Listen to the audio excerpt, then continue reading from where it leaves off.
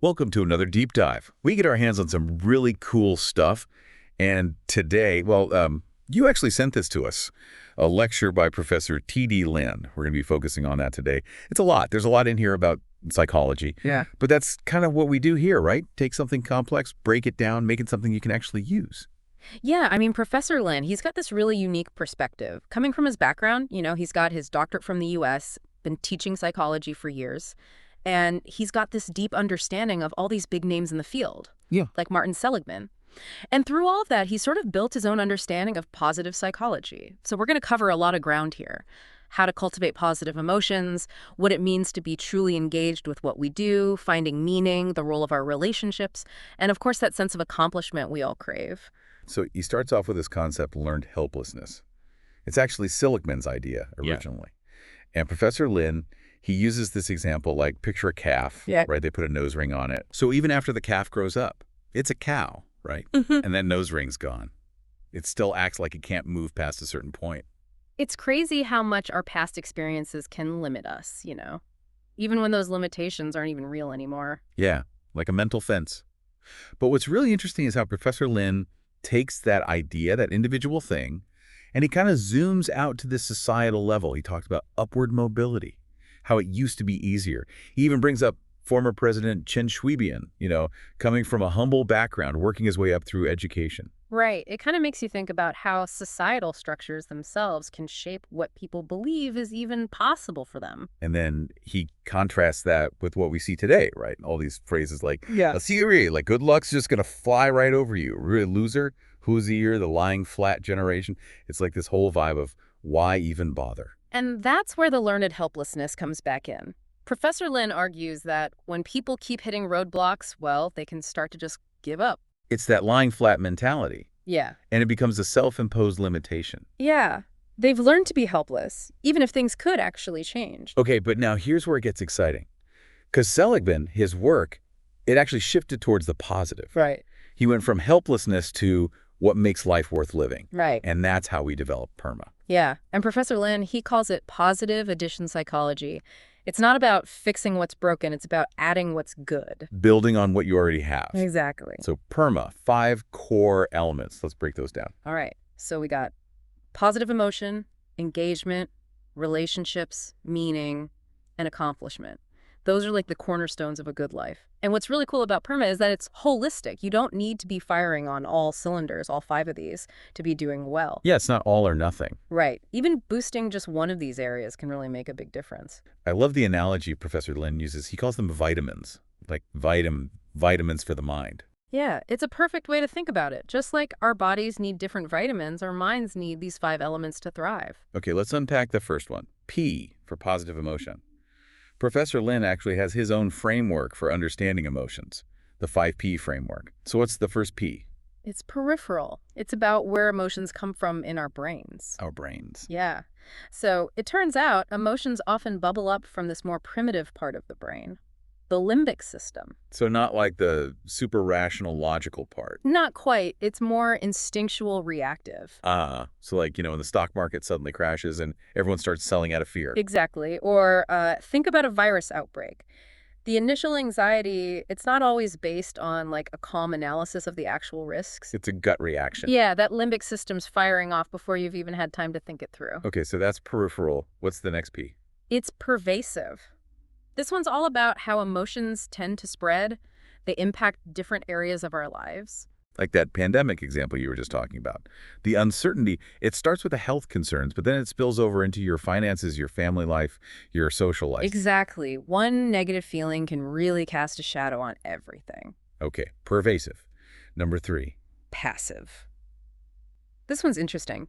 It means that emotions are often triggered by things outside of us, not like we consciously choose to feel them. So we're reacting to the world around us. Right. Professor Lin uses the example of an old house, suddenly triggering a flood of memories, or even a familiar scent taking you back to a specific time and place. Oh yeah, like the smell of freshly baked cookies reminding you of your grandma's kitchen. Exactly. And he even points out that the E in emotion kind of hints at this. It suggests being brought out. That's interesting. Okay, P, number 4. Physio.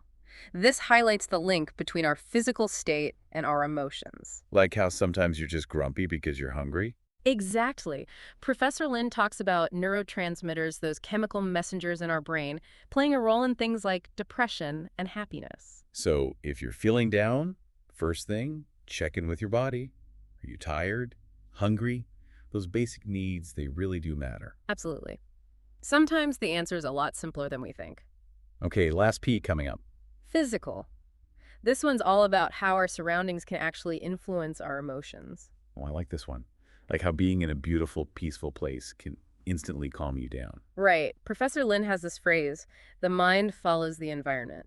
He uses the example of a romantic restaurant. The dim lighting, the music, the ambiance, it all sets the stage for certain feelings. So to sum up, Professor Lin's 5P framework, Yeah. it gives us this really cool way to understand the nature of emotions. It's not always about logic and reason, it's a lot more complex than that, and realizing that, well, that can help us be more mindful of how we react to things. Absolutely. Especially in those moments when we're about to make a big decision or we're in a high-pressure situation. Okay, so now let's zoom back in on positive emotion. Within that, Professor Lin breaks down happiness into 3 categories. His 3P of happiness. What are those? So there's pleasant life. This one's about those simple everyday pleasures, feeling comfortable, enjoying good food, that sort of thing. The good stuff. Yeah. Then we have good life. This goes a bit deeper. It's about having more positive experiences, feeling passionate about what you do. Living with zest. Exactly. And then there's meaningful life. This is about connecting to something bigger than yourself, having a sense of purpose. Like making a difference in the world. Right. And Professor Lin, he links these different types of happiness to another framework he calls to be, to have, to do. Sounds intriguing. So to be refers to our basic personality traits, the kind of person we are at our core. This stuff is often set pretty early in life. You can't teach an old dog new tricks. Kind of like that. Professor Lin uses this saying, "Who, sus," which means it's really hard to change your fundamental nature. Interesting. Okay, so what about to have? This is all about our possessions, what we own. Professor Lin acknowledges that material things can bring some happiness, but it's usually short-lived. Yeah, like buying a fancy new gadget. You're super excited at first, but then the novelty fades pretty quickly. Exactly. And then we have to do. This is where lasting happiness comes in. It's about being actively engaged in meaningful activities. Taking action. Right. And this actually leads us perfectly into the E of Perma, engagement, which, as Professor Lin explains, is closely tied to Dr. Csikszentmihalyi's concept of flow, that feeling of being completely absorbed in what you're doing. Before we jump into flow, though, Professor Lin takes a bit of a detour into the land of negative emotions. He calls them was, worry, anxiety, and stress. So let's start with worry. How does he describe that? He compares it to a cow chewing its cud. You know how cows have those multiple stomachs and they keep bringing food back up to chew on it some more? Well, he says worry is kind of like that. We keep replaying those same thoughts over and over in our minds. Exactly. It's like this constant mental loop. Rehashing problems, imagining all the worst-case scenarios. Think about someone dealing with a legal issue. They might keep going over every detail, worrying about every possible outcome. It's exhausting. Okay, so then what about anxiety? How is that different from worry? Well, Professor Lin says anxiety is like worry that's spread to multiple areas of your life. Oh, no. Yeah, it's this feeling of being overwhelmed by potential threats, and often it comes with this sense of helplessness, like you can't do anything to fix it. And then we have stress, the grand finale. Stress is the pressure that builds up from all that worry and anxiety. It's that feeling of being constantly burdened, and often it comes with this question of why me? Like, why am I the one dealing with all of this? Exactly. Now, Professor Lin also talks about these 3 things, these 3 P's, that can make it even harder to overcome negative emotions. He brings up Sheryl Sandberg's experience as an example. What are these 3 P's that can trap us? Okay, so we have personalization, pervasive, and permanent. Personalization is that tendency to blame ourselves for everything. Professor Lin uses the example of Sheryl Sandberg, after her husband's passing, questioning if she somehow made a mistake by inviting him to Mexico.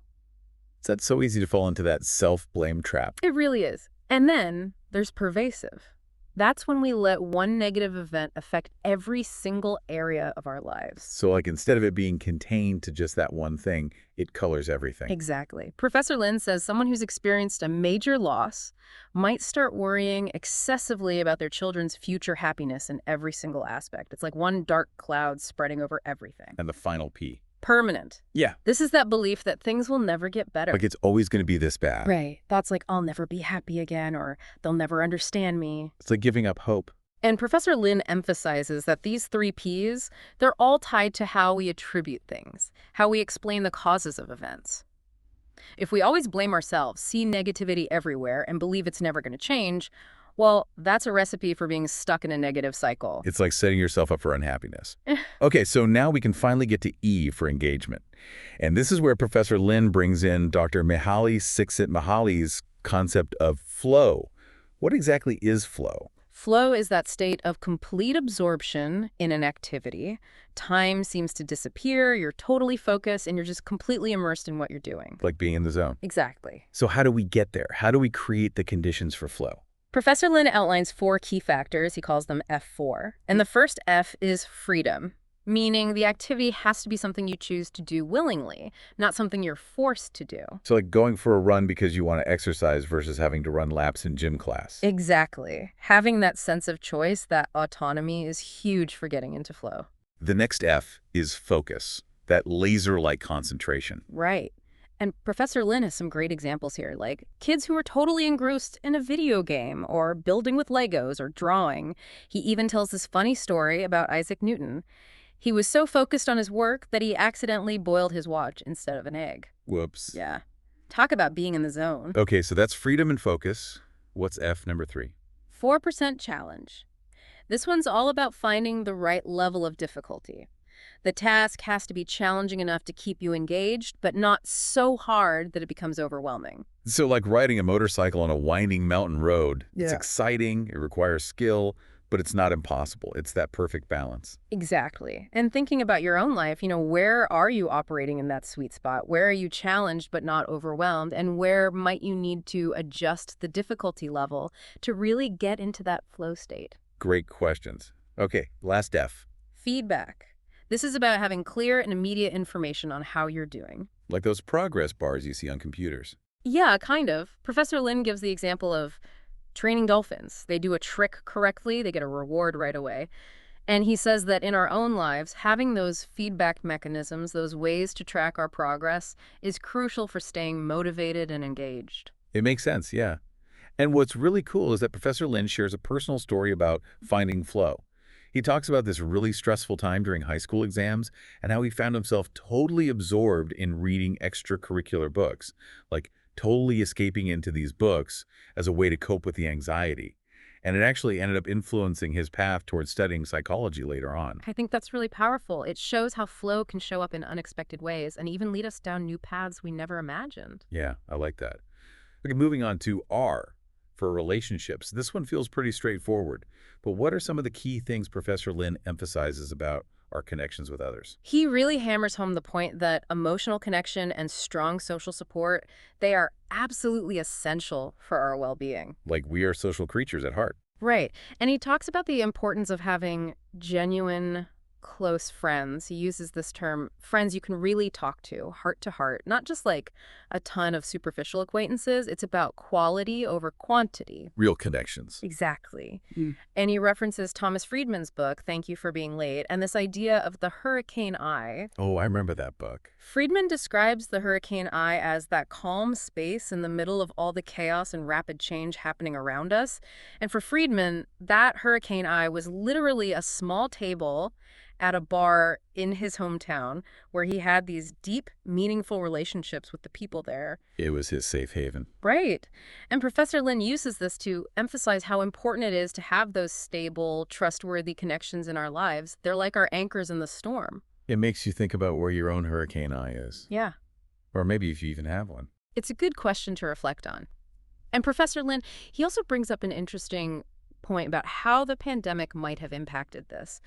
With all the lockdowns and restrictions, we lost access to a lot of those traditional social spaces, those tables where we used to connect with others. Coffee shops, restaurants, even just casual gatherings. Right.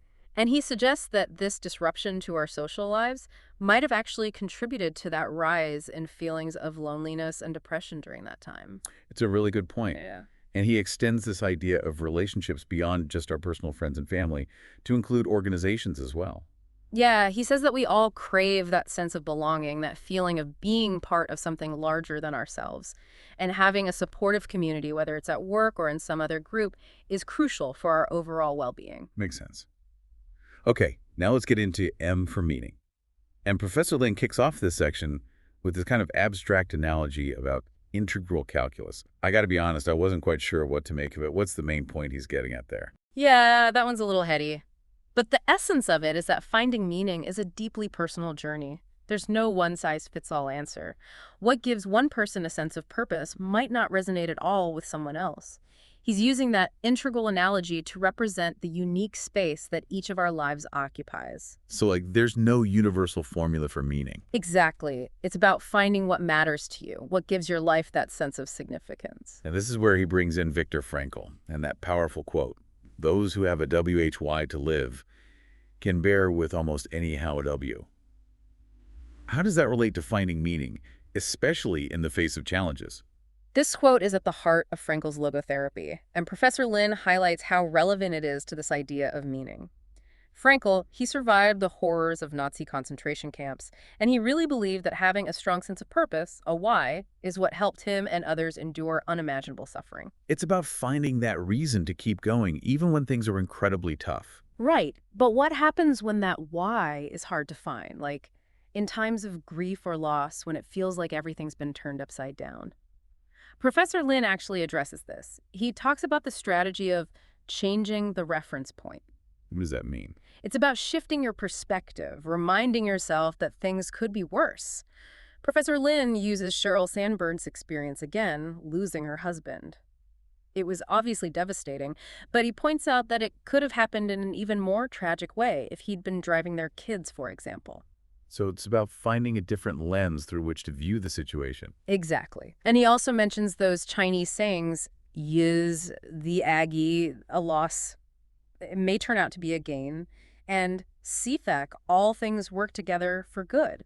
Those are really powerful ideas. They are. They remind us that even in the midst of hardship, there might be some hidden good that we can't see yet. Like that saying, every cloud has a silver lining. Yeah, it's about having faith that even difficult experiences can lead to something positive down the line. And then Professor Lin brings up prospect theory, which is Daniel Kahneman's idea. How does that relate to all of this? Oh yeah, Kahneman, the guy who wrote Thinking Fast and Slow. That's the one. So prospect theory, it basically says that how we frame a situation, the way we think about it, really affects how we feel about it. And Professor Lin ties this back to that idea of changing the reference point. By consciously shifting our perspective, we can actually change the perceived meaning of an event. So it's not just about what happens, it's about how we choose to interpret it. Exactly. And Professor Lin, he emphasizes that this question of why is crucial not just for individuals, but for organizations as well. So it's not just about our personal meaning in life. It's about the why behind entire organizations. Right. For individuals, knowing your why helps you stay motivated and focused.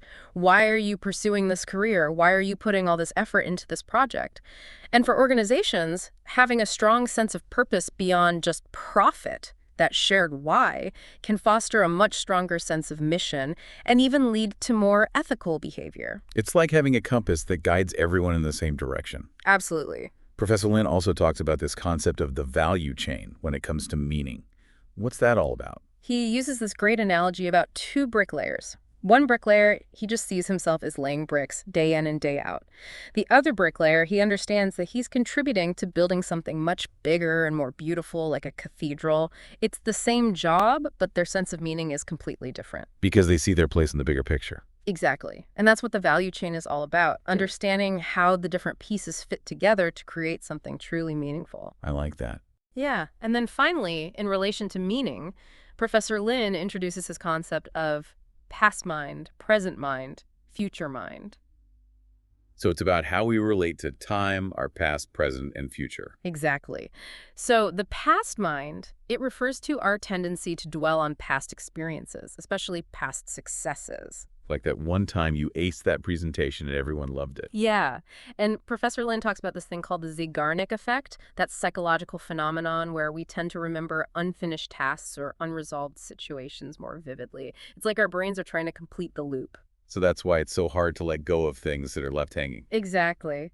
And he also mentions how our brains sometimes fill in the gaps in our memories, creating a narrative that might not be entirely accurate. So our memories are kind of unreliable narrators. In a way, yeah. Okay, so then we have the present mind. Right. And Professor Lin connects this directly to mindfulness. He says, "Ku mindfulness," basically saying that being fully present, focused on what's happening right now, is key. Don't dwell on the past. Don't worry about the future. Just be here now. Yeah, he keeps it simple, but it's so powerful. And finally, the future mind. Professor Lin emphasizes how important it is to have a future-oriented perspective, especially for leaders. He brings up prospect theory again and that idea of starting with the end in mind, having a vision for where you want to go, what you want to achieve. It's about recognizing that we have the potential to grow and change and that our future isn't predetermined. So it's about setting goals, having aspirations. Right. And he contrasts humans with things like, I don't know, iPhones. iPhones, they're mass-produced, they're all the same. But humans, we have this unique ability to evolve, to become something different than what we are now. I like that. Okay, moving on to the last piece of the puzzle, A for accomplishment. Professor Lin starts this section by talking about two major learning theories from psychology. Can you give us a quick breakdown of those? Sure. So the first one is classical conditioning. It's all about how we learn to associate things, like Pavlov's dog. Oh yeah, the dog that starts drooling when it hears a bell. Exactly. Professor Lin uses that example to show how we can develop involuntary responses to things based on repeated pairings. It's like how certain smells can trigger memories or certain sounds can make you feel anxious. It's fascinating how our brains create these connections. It is. And then we have operant conditioning. This one's about rewards and punishments, right? Right. It's about how the consequences of our actions shape our future behavior. Professor Lin explains it using Skinner's rats. You know those rats that learn to press a lever to get food? They figured out the system. They did, and that's the key. We learn from the outcomes of what we do. If an action leads to a positive result, we're more likely to do it again. If it leads to a negative result, we're less likely. So we're all just a bunch of rats pressing levers. Well, not quite. But the principle applies. And Professor Lin, he talks about how we can use these principles of operant conditioning in our own lives and in organizations to create systems that encourage positive behavior. He talks about setting achievable goals, what he calls low-hanging fruit, and the power of positive reinforcement. Like rewarding good behavior. Exactly. And he gives the example of the chairman of Johnson Health Tech, who actually used principles he learned from educational psychology to motivate his employees, like giving them recognition and rewards for their accomplishments. So instead of just focusing on punishment when someone messes up, it's about highlighting and rewarding the good stuff. Right. And he talks about the importance of building what he calls a feedback-rich culture.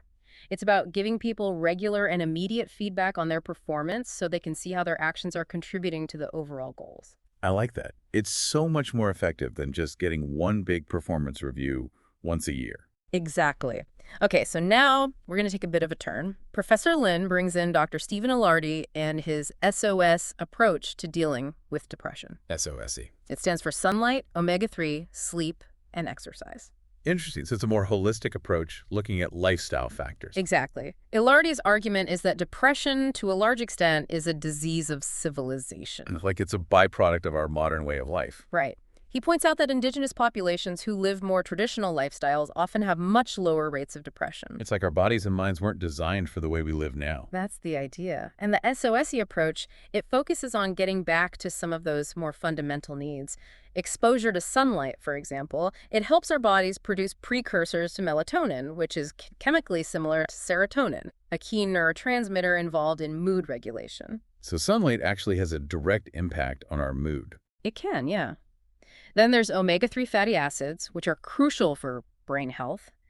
Ilardi contrasts the typical Western diet, which is often lacking in omega-3s, with the Mediterranean diet, which is much richer in them. And then, of course, we have sleep and exercise, which we all know are important for overall health, but they also play a huge role in mental well-being. Absolutely. And Professor Lin, he highlights how many of us are living in ways that are totally out of sync with our natural rhythms.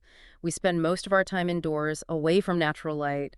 We're constantly bombarded with information and stimulation. We don't get enough sleep. We don't move our bodies enough. It's no wonder so many people are struggling with depression and anxiety.